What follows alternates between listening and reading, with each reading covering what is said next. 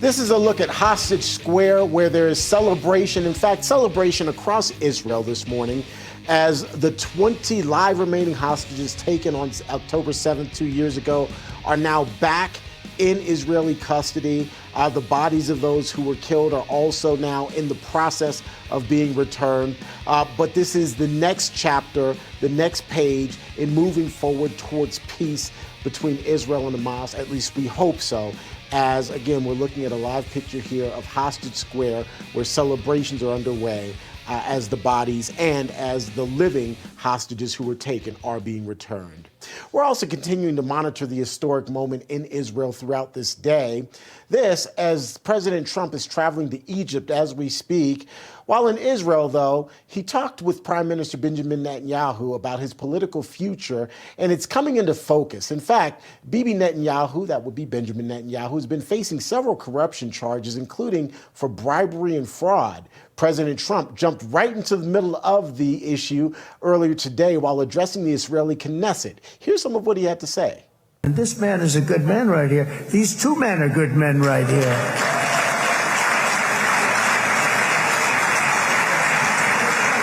Hey, I have an idea. Mr. President, why don't you give him a pardon? Give him a pardon. Joining me now with reaction is former advisor to Israeli Prime Minister Benjamin Netanyahu, Ruthie Bloom. Ruthie, it is always good to see you.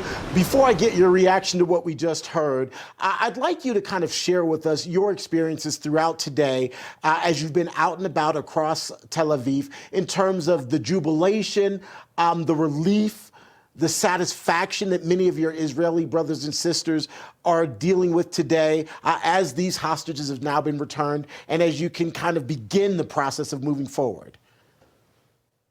Well, there is jubilation, and I have to say it's the first time in 2 years that you have consensus on something, pretty much consensus. Okay, it's not entirely, because they always say 2 Jews, 3 opinions, but the consensus is that everybody is delighted to see that the 20 remaining live hostages who've been starved and tortured in the tunnels of Gaza are finally back in Israel. So of course, and it's really, I gotta tell you, you can't help crying watching it. And I didn't watch it in person. We watch it on big screens or at home on television.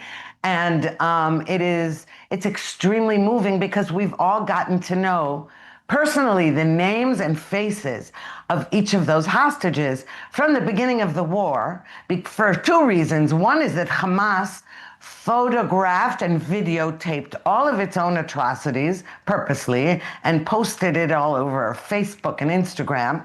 So we even watched real time on October 7th, the morning of October 7th, as they did like stories, Facebook stories of their own crimes and atrocities.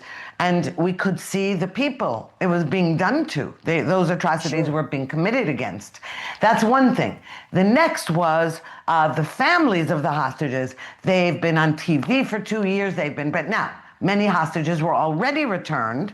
Some died in the tunnels. Some were rescued in operations. And some returned in trenches of hostage releases / ceasefires with Hamas. Right. So we've gotten to know them really personally. And so when one got off the plane and we see them, we all know his name and his face. He doesn't know us, but we know him. Ruthie, based on what you said, this just popped into my mind, and I hope it is a fair question, but these are unforgivable atrocities that happened. And as we move towards peace, there are certain things that you just can't forgive and certain things that are just naturally impediments towards peace. And we already know that ideologically, Hamas and its proxies there across, in Gaza don't want peace either, just from an ideological standpoint. So is the idea of a long-lasting and everlasting peace, is that a pipe dream? And I hate to put it that way on this day of victory, but I think it's a fair question. Oh, it's a totally fair question, and it's got a few answers. And I'll just say that, the short answer is, of course not. There's no peace with jihadist organizations like Hamas. Hamas doesn't want peace. That's why I don't like to call this a peace deal. Now, I say this with all the admiration I have for President Trump.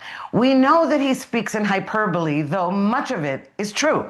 I mean, when Israelis say that there has never been a better friend to Israel in the White House than President Trump, that's true. That's not an exaggeration. But when Trump says peace is busting out all over, and this conflict is going to end once and for all, and peace, peace, peace, peace, peace, that's an exaggeration. And why? Because he's mixing up several conflicts. I mean, if he were to say to you right now, I have just ended global jihad, you would laugh, because really, look at the streets of London, Paris, Montreal, Sydney, Melbourne, okay, and look at New York City, where Mamdani is likely to become a mayor, both a woke activist, a communist, an Islamist, or jihadist. So the reason I'm saying that is, this is not peace, suddenly everybody's at peace. What he's trying to do is expand the Abraham Accords to include Arab and Muslim countries that heretofore were enemies of Israel's and have an interest, financial and otherwise, in stopping to try to kill us. Ruthie, I love your perspective as always. It is always good to talk to you. And I celebrate this victory with you. And we will get back to work tomorrow and look forward to the future. Thank you so much, Ruthie Bloom. Well, thank you so much. Still to come here on American Sunrise, the art of the deal in action. We'll look at how President Trump may have changed foreign policy forever. Looking forward to that conversation. We're back in a moment.